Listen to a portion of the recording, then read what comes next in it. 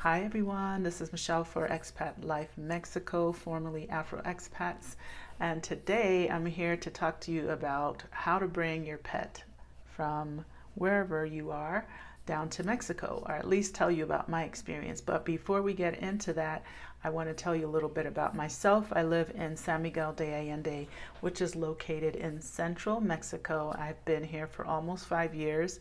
And in this series, I am happily sharing with you my day-to-day experiences of life in Mexico. It's been a roller coaster ride in a positive way, and a ride that has been really exciting, challenging at times, but I get to learn a lot, so that's what I'm here for. So if you enjoy watching my channel, if this is your first time here and you enjoyed this video, or you're going to enjoy this video, please hit the subscribe button. Be sure to hit the like button as well if you're enjoying this content.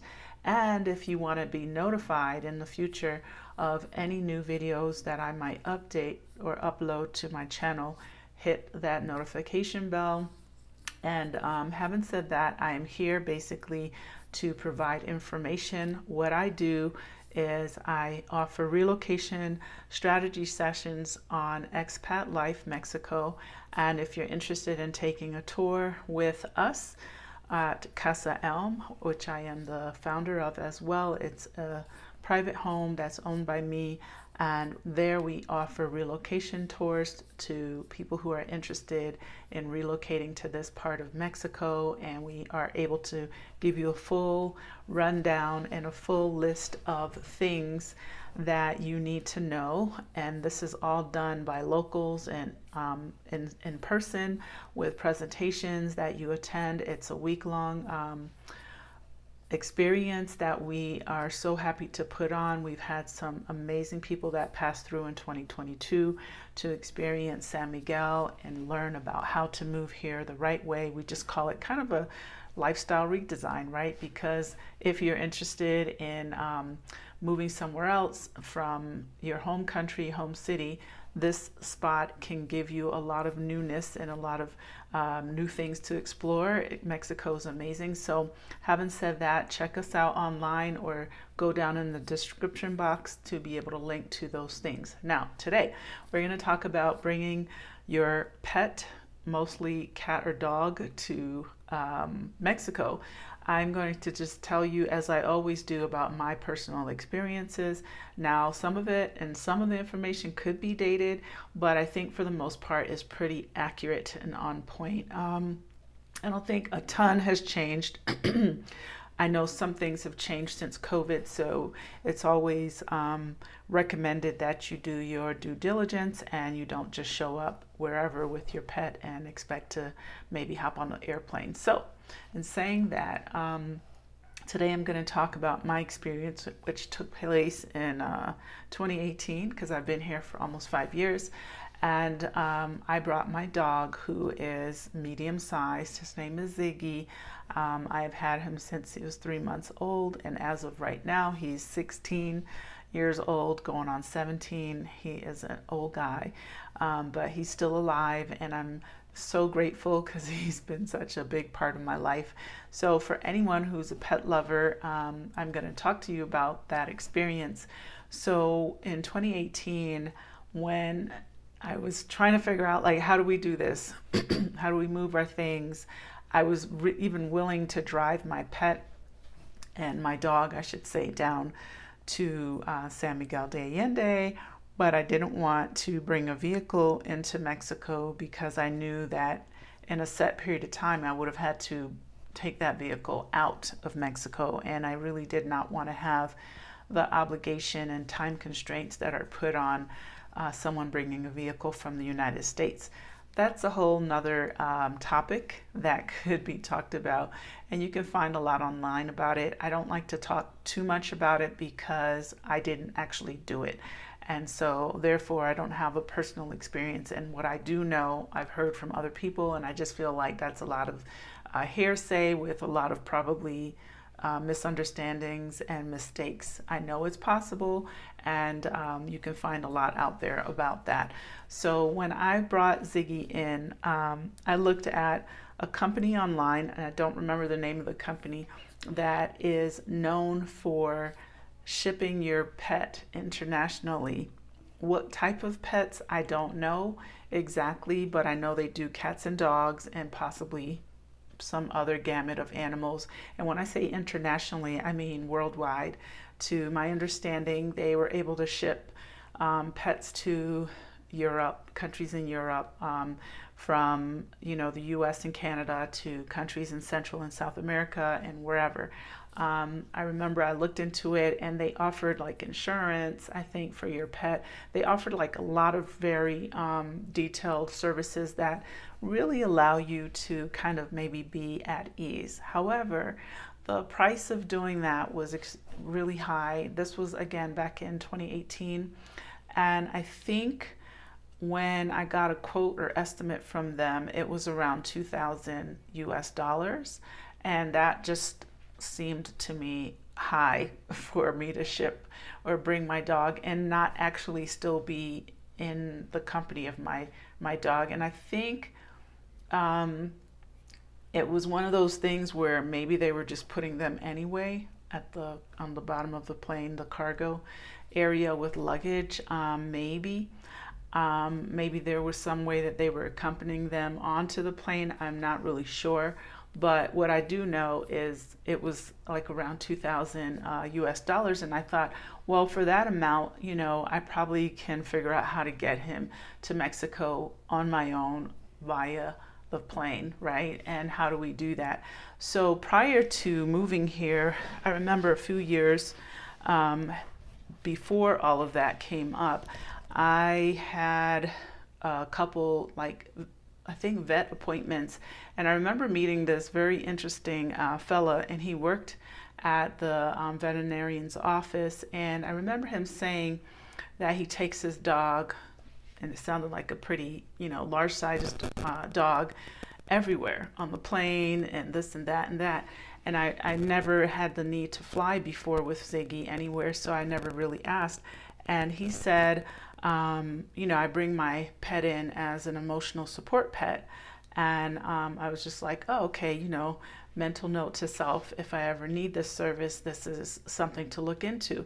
So I asked him, how did you get approved for that? Like, what do you have to do? Because I know that there are the service pets, the service animals, which, would be kind of the CNI dog or something like that. But I had never heard of the term emotional support pet. And so he continued to explain to me that,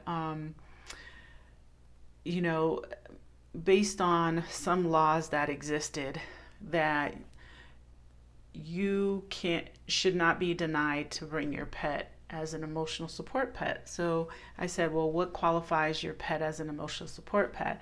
And he told me, go to your doctor, tell them why you need your pet with you when you're traveling, and they're supposed to be able to prescribe a note that says this. It didn't make full sense to me. I was just kind of like, okay, based on what, but apparently they can't question you about that. So I just, like I said, I made a mental note to myself, and I looked at all my options. Like I said, I looked at driving my dog down myself. The shipping company that I used, I asked them about bringing my dog with them, and they said they could do it as well. And I think it was for less. However, I just, I was like, there's a lot of miles between Florida and Mexico. And I knew that this wasn't a straight shot, basically, that they were offering it, but it wasn't a straight shot. It was that they had planned on picking up some things along the way, and maybe they would have done a straight shot if I paid for it. I don't remember the whole conversation. It was just, I was kind of looking at all my options, like, what about this? What about that? What about this? And, what else can I do? And basically, they were like, well, yeah, we can he would ride with us in the front of the truck and this and that. And I thought, my dog does not know these people.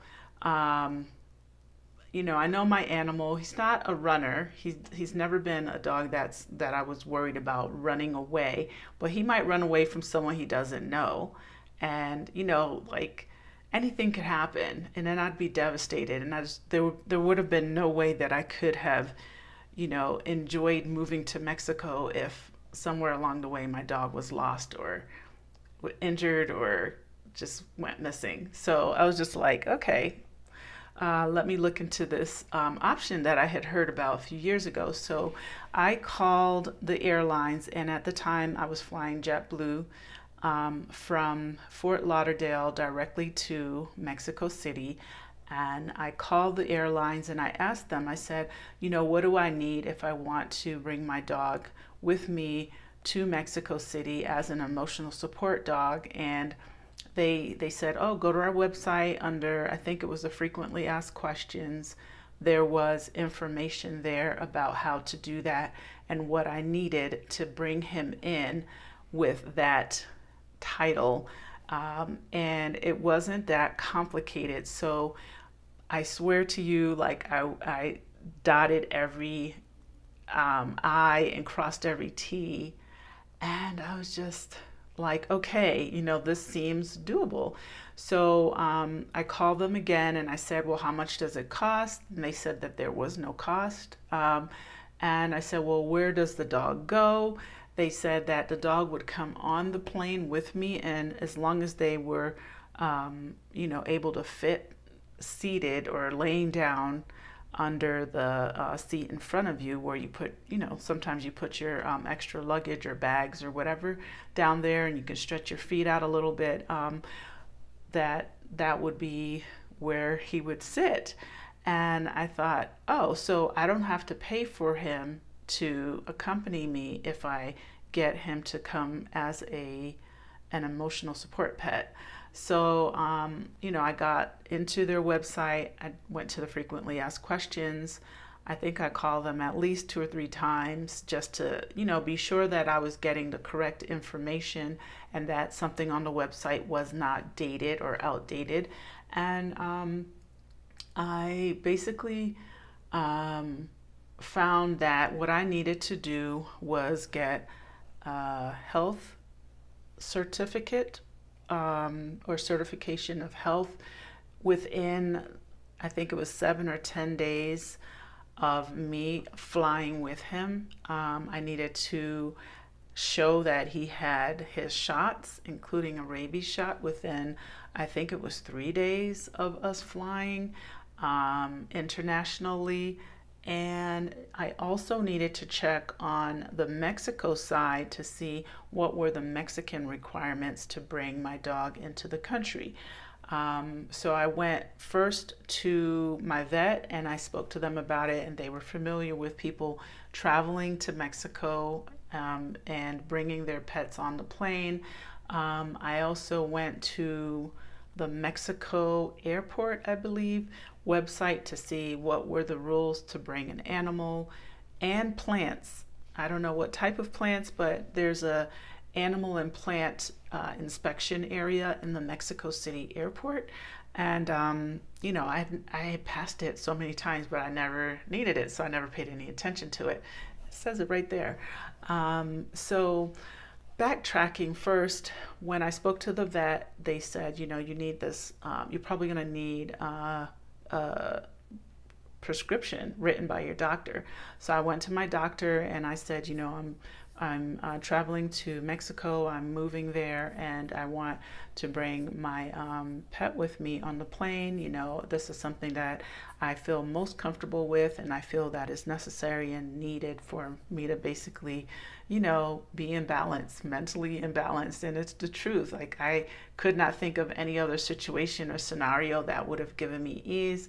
And so he just scribbled, of course I had to pay my copay and doctor's visit, but he scribbled on his little prescription thing that this is what I needed. I put it in my wallet and kept it nice and safe. And then from there, I filled everything else out that the airlines needed. So I forget everything in details, but there was like a form that I had to fill out online, and then I had to also get all these requirements filled by the vet. So I brought him to the vet within the days that they told me to. He got his shots. They did like a health and wellness check. They made sure that he didn't have worms. I mean, you had to really like follow the rules of that airline. And I got it all done, right? And then I even went online on Amazon and I bought him this harness that said emotional support pet on it, which was, pretty funny. And I'll tell you why a little bit later on in this video. So I only needed to upload all of this information to the JetBlue, I forget, it was like a link or something. And I think I found it in FAQs, or it was given to me by one of the customer service people on one of my 3 or 4 or 5 phone calls to them. I don't remember. This is, like I said, 5 or 6 years ago. And when I uploaded everything, it was simple, but I still called them again. That was probably the 4th or 5th phone call. And I just wanted to make sure that they had everything, because you had to upload it within or before 24 hours of flying so that it was there, right? So when you go to the airport to check in, they have everything that, they're expecting: your dog, the name of your dog, the age of your dog, and all the forms and documents that are required by that airline. So you really need to check with every airline to see, one, if they even allow you to bring a pet before you buy your ticket, if that's your intention to travel with your fur baby. I think it's very important for you to ask all the questions before going down that road. In this case and scenario, I did not have to pay. I don't know if that's changed since COVID. I know that they've become a little bit less lax on allowing people's pets on board planes because of incidences and the pandemic and all of that. But I know that there are airlines still out there that will allow you to travel with your pet that's not in cargo. So I can't talk to you about cargo because I've never used a cargo service or portion. And if there's anyone watching this that has, give us your experience on how that works. And, hopefully it was positive and continues to be positive.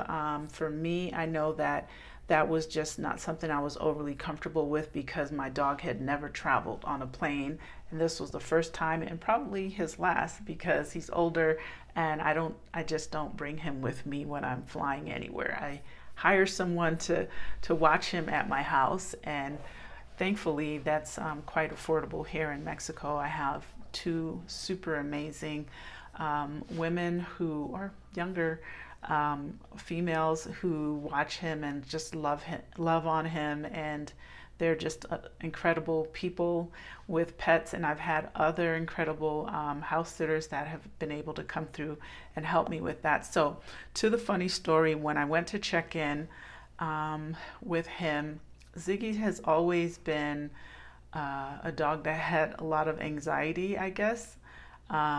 And prior to all of that, like every time that I have taken him to the vet practically, or some kind of new situation, he just starts to like shake, almost like a hyperventilate. Like he shakes head to toe, shake, shake, shake, shake.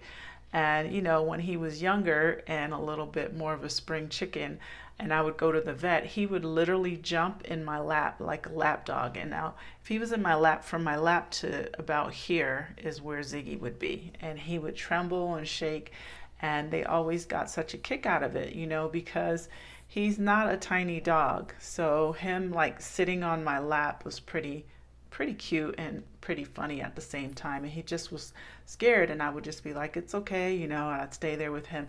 He always has disliked even going to the groomers. He's always like just had these, I guess, anxieties about being in these spaces. I don't know what happened maybe in his first 3 months at the Humane Society, or I have no idea, but he's always been this way. So we get to the airport. No, prior to going to the airport, when I was at the vet, she was familiar with this behavior of Ziggy, and I'm sure a lot of other dogs, exhibit this as well. So she said to me, Michelle, I think you should take these pills, which was like prescription. I'm going to prescribe these for you and give it to him so that he is not like freaking out in the airport. She's like, you just don't know what he might do.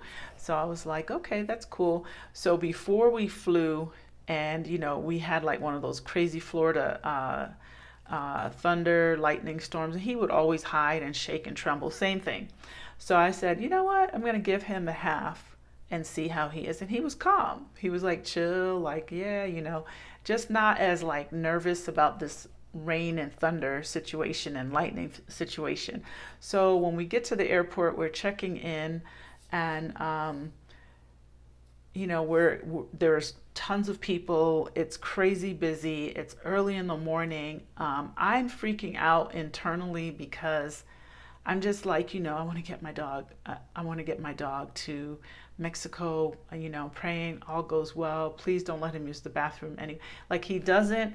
But you just never know. Like if they smell something or whatever, is he gonna cock a leg up at the TSA? Plus Micah was only I think 6 at the time, so even though he wasn't a baby, it was just like managing our carry-on stuff, managing this situation, the paperwork, having the dog, having people behind us, and the whole nine. I just was kind of like trying to, keep everything together, and it was just kind of crazy. So we get up to the thing, and the lady's kind of like, looking at the side, and I'm like, yeah, I got my dog, and I'm showing her everything, and she's not making a big deal about any of it.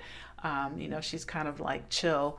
And I feel like there were two people, because I feel like there was a man and a woman, and then like Ziggy's shaking, like,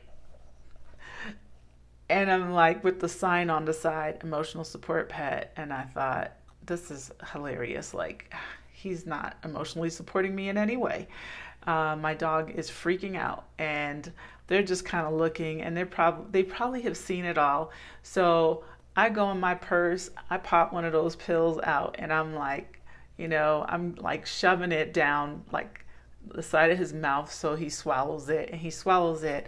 And then I'm just like, okay, please, like, kick in. I need this to kick in so he can just chill out.